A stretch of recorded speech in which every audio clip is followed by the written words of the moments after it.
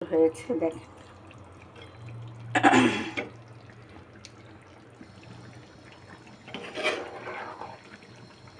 কিছু কাঁচা পেঁয়াজ দিয়ে দিলাম, কিছুটা একটু হালকা চিনি দিয়ে দিলাম,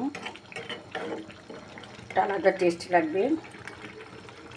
আর কিছুটা টমেটো দিয়ে দিচ্ছি।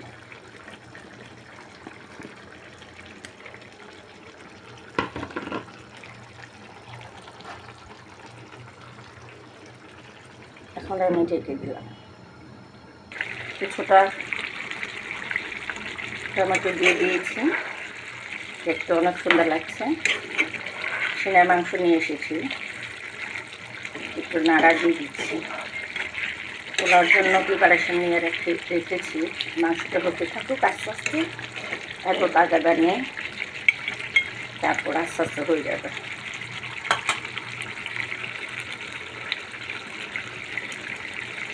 আমি এখন রেখে দিচ্ছি। পোলা রান্নার জন্য আমি এখন তেজপাতা, এলাচি, দারচিনি আমি দিয়ে দিব তেলের মধ্যে।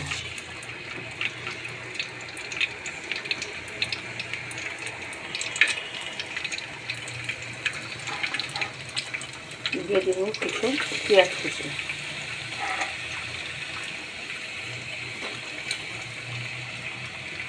পেঁয়াজটা একটু ভালো করে হয়ে গেছে, এর চেয়ে বেশি লাল করবো না, তাহলে পোলাওটা একটু কালো কালো হয়ে যায়, লাল লাল হয়ে যায়। তো এখানে আমি আদা রসুন রেখে দিয়েছি, আদা রসুনটা দিয়ে দিলাম।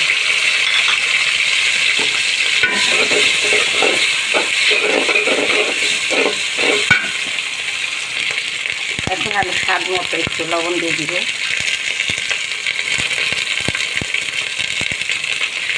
এখন আমি পোলাওর চালগুলো দিয়ে দিচ্ছি।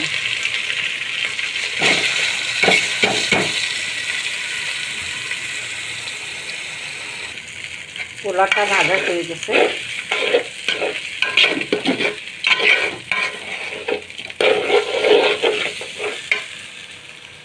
এখন আমি পানি দিয়ে দিব।